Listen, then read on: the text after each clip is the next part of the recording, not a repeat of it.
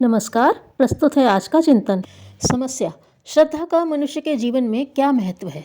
समाधान: प्राचीन काल में पवित्र अंतःकरण वाले महान पुरुषों द्वारा अज्ञान अंधकार में भटकते हुए लोक जीवन को सत्य मार्ग पर अग्रसर करने का माध्यम उनके द्वारा जगाई हुई श्रद्धा ही होती रही है। शिष्यों को श्रद्धा का पूर्ण पाठ तथा साधना की स्थिरता के लिए तप भी आवश्यक था। युग की परिस्थितियां बदल जाने पर आज भी आवश्यक है।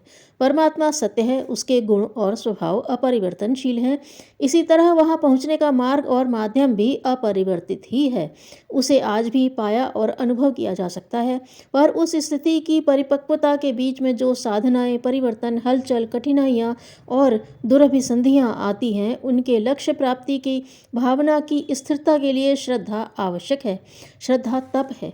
वह ईश्वरीय आदेशों पर निरंतर चलते रहने की प्रेरणा देती है, आलस्य से बचाती है, कर्तव्य पालन में प्रमाद से बचाती है, सेवा धर्म सिखाती है, अंतरात्मा को प्रफुल्ल प्रसन्न रखती है। इस प्रकार के तप और त्याग से श्रद्धावान व्यक्ति के हृदय में पवित्रता एवं शक्ति का भंडार अपने आप भरता चला जाता है। गुरु कुछ भी न दे तो भी श्रद्धा में वह शक्ति है जो अनंत आकाश से अपनी सफलता में तत्व और साधना को आश्चर्यजनक रूप में खींच लेती है। ध्रुव, एकलव्य, अज एवं दिलीप की साधनाओं में सफलता का रहस्य उनके अंतःकरण की श्रद्धा ही रही है। उनके गुरुओं ने तो केवल उसकी परख की थी। यदि इस तरह की श्रद्धा आज भी लोगों में आ जाए तो लोग पूर्ण रूप से परमात्मा की इच्छाओं पर चलने को कटिबद्ध हो जाएं और विश्व शांति, चिर संतोष व अनंत समृद्धि की परिस्थितियां बनते देर न लगे। उसके द्वारा सत्य का उदय, प्राकट्य और प्राप्ति तो अवश्यंभावी हो जाती है। वह एक प्रकार से पाथेय है, इसलिए उसका मूल्य और महत्व उतना ही है जितना अपने लक्ष्य का, गंतव्य का, अभीष्ट का, आत्मा, सत्य अथवा परमात्मा की प्राप्ति का। समस्या: मुख्यतः किस प्रकार के दुखों की वेदना से मनुष्यों को तड़पता हुआ देखा जाता है?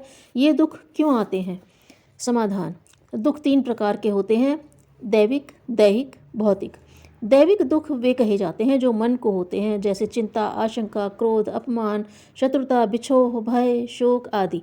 दैहिक दुख वे होते हैं जो शरीर को होते हैं, जैसे रोग, चोट, आघात, विष आदि के प्रभाव से होने वाले कष्ट। भौतिक दुख वे होते हैं जो अचानक अदृश्य प्रकार से आते हैं, जैसे भूकंप, दुर्भिक्ष, अतिवृष्टि, महामारी, युद्ध आदि।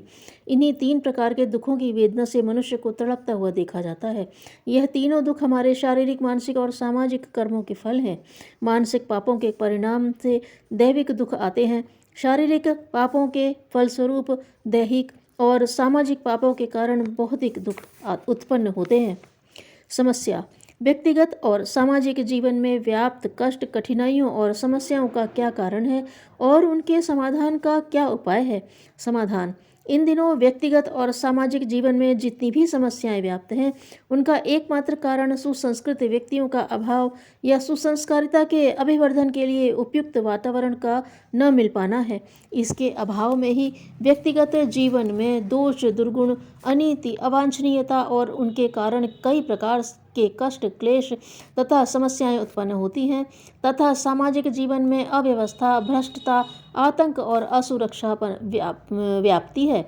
इन कष्ट, कठिनाइयों और समस्याओं के समाधान का एक ही उपाय है कि समाज में सुसंस्कारिता का वातावरण उत्पन्न किया जाए, ताकि लोगों को सत्प्रवृत्तियां अपनाने के लिए प्रेरणा और प्रोत्साहन मिले। इसे यूँ भी कहा जा सकता है: सुसंस्कृत व्यक्तियों का निर्माण, सुसंस्कारिता का अभिवर्धन अपने युग की महती आवश्यकता है। यह कार्य एक सीमा तक तो प्रचार माध्यमों से भी पूरा हो सकता है, पर स्थायित्व लाने के लिए अंतः चेतना के मर्मस्थल तक सुसंस्कारिता को पहुंचाना होगा। समुन्नत, सम्मानित और समृद्ध जीवन वस्तुतः सुसंस्कारों के कल्पवृक्ष का ही फलता फूलता स्वरूप है। विभूतियां सुसंस्कारिता की ही देन होती हैं। समस्या: इस संसार में आज कोई भी ऐसा व्यक्ति नहीं होगा जिसे कोई न कोई चिंता न हो। कृपया चिंता निवारण के उपाय बताएं। समाधान: जैसा हम चाहते हैं वैसी ही परिस्थितियां बने, यह आग्रह अनुचित है। परिस्थितियों के अनुभव से दूसरी तरह के हल सोच लेने की दूरदर्शिता जिनमें रहती है, वे खिन्न और निराशा को नहीं अपनाते। संसार की समस्त परिस्थितियां अपने अनुकूल बन जाएं जो हम चाहते हैं वह प्राप्त हो जाए, यह मानकर चलने वालों को दुख, निराशा और असफलता का ही पग पग पर सामना करना पड़ता है। दूसरे लोग, यहाँ तक कि भाग्य और ईश्वर भी उन्हें दुश्मन दिखते हैं। ईश्वर की इच्छा से अपनी इच्छा मिलाकर, संसार को नाट्यशाला मानकर अपना अभिनय उत्साहपूर्वक करते रहने में जिन्हें प्रसन्नता होती है, उनके लिए यहाँ सब कुछ शांति और संतोषदायक ही प्रतीत होता है। दुनिया में बिखरे हुए कांटे नहीं बीने जा सकते, वे तो बिखरे ही रहेंगे। अपने पैरों में जूते पहनकर उन कांटों से बचाव हो सकता है। अपने को बदल लेने से यहाँ सब कुछ ही बदल जाता है। दुख और असंतोष के स्थान पर पलक झपकते ही सुख और संतोष की स्थिति बन जाती है। मानसिक क्षेत्र में उत्पन्न होने वाली अगणित चिंता और वेदनाओं का एक ही समाधान है, अपने दृष्टिकोण में आवश्यक सुधार करना। आत्मनिर्माण के लिए, पुनर्निर्माण के लिए इसी आवश्यकता को ही सर्वोपरि माना गया है। समस्या: मनुष्य जीवन को पशु ही नहीं, देव योनि से भी श्रेष्ठ क्यों बताते हैं? समाधान: पशु योनि और देव योनि के ये दोनों भोग योनियां हैं, मात्र मनुष्य ही कर्म योनि है।